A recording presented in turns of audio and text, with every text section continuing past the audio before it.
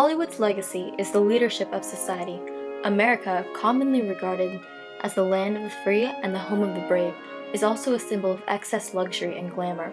Hollywood is an integrated part of society and culture, constantly enthralling the public with new, mesmerizing materials.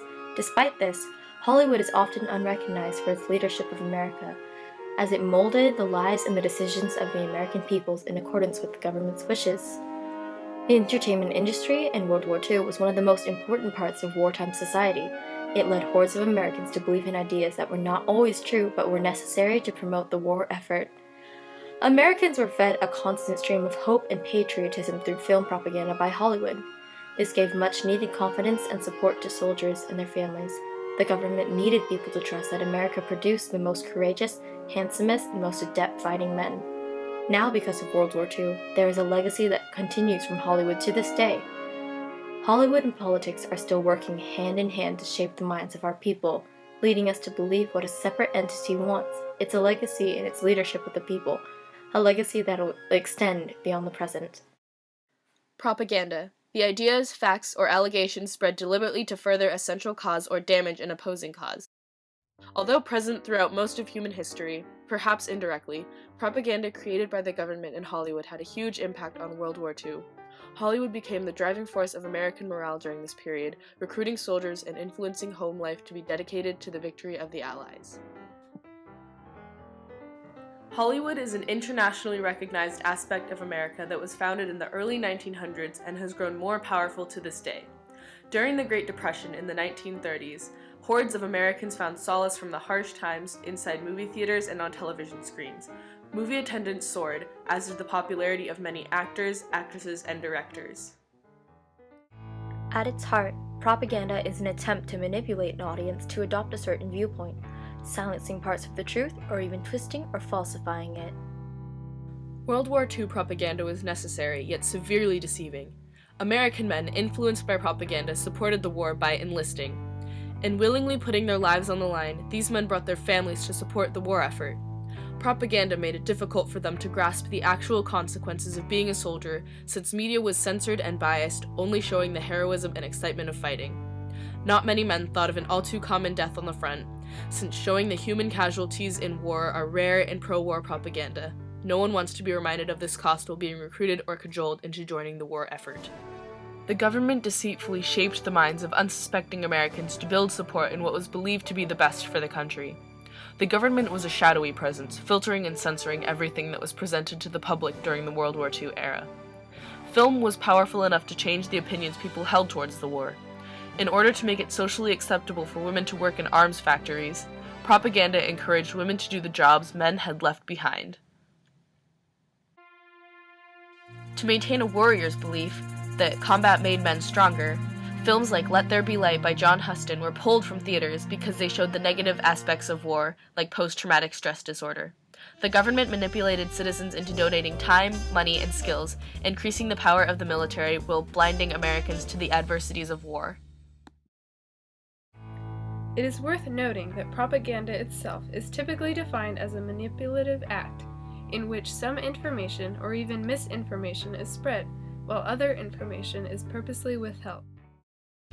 In the 1940s, the film industry, like every other aspect of life, responded to the national war effort by making movies, producing many wartime favorites, and having stars enlist or report for duty.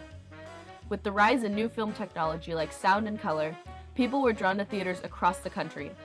In the 1940s, Hollywood brought in many new young actors and actresses to captivate audiences, such as Bette Davis and Humphrey Bogart. By putting these actors and actresses into war-based films, such as Bogart's role in Casablanca, more people were drawn to these propaganda films. Stars often made personal appearances to show that they put their full support in the war. Politics influenced Hollywood, while Hollywood influenced politics. Once World War II was declared, Hollywood plunged headlong into the propaganda business, much to the delight of the supportive federal government.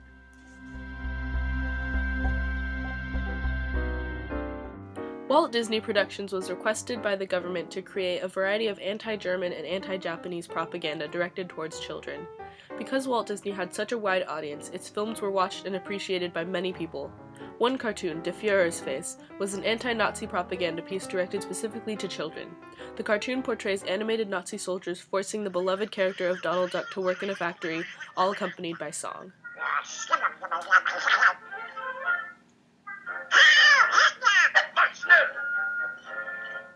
Then the Führer yells, I gotta have more shells! He Heil! Heil! For him we make more shells. If one little shell should blow him right to he'd Heil! Heil! And wouldn't that be swell?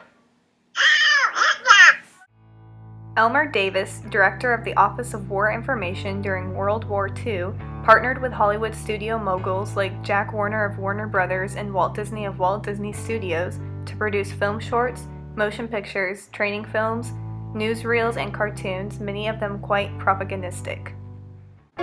Warner Brothers also created racist Looney Tunes episodes. These programs were important in portraying enemy countries and their leaders in a negative light, giving humor and hope to the otherwise gruesome scenes of war. 1, 2, 3, 4, 5. Okay.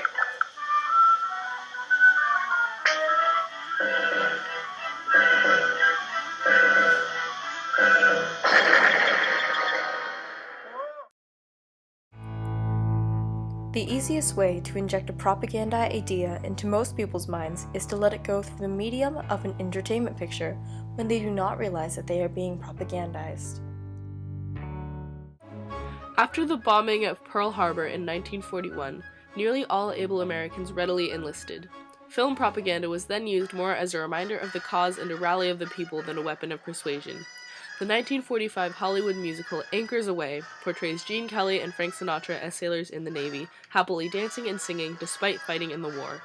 Hollywood, in aiding the government, frequently utilized these dancers to remind Americans of the importance of supporting the war effort.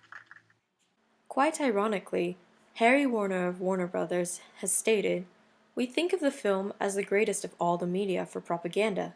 It may even serve to eliminate war among the nations." The techniques used by filmmakers during World War II are still used today, where war violence and fictionalized fighting are glorified in movies, television programs, commercials, and video games. As written by author Mark Harris in his novel Five Came Back, every propaganda picture had seemed like a make-or-break act of patriotism. The idea of fighting for freedom will always be the forefront of how Americans view war in place of the bloody and grotesque consequences of fighting. The glorification of war is strongly presented in the recent movie Zero Dark 30. The impact media has had across the globe will forever be available as a tool to enhance an idea or simply for entertainment. Hollywood's legacy and influence on American history is remarkable in that it shaped the lives of citizens and worked in alignment with the government to, in a sense, win the Second World War. Not to love the Führer is a great disgrace. So be Heil! Heil! Right in the Führer's face. So be Heil!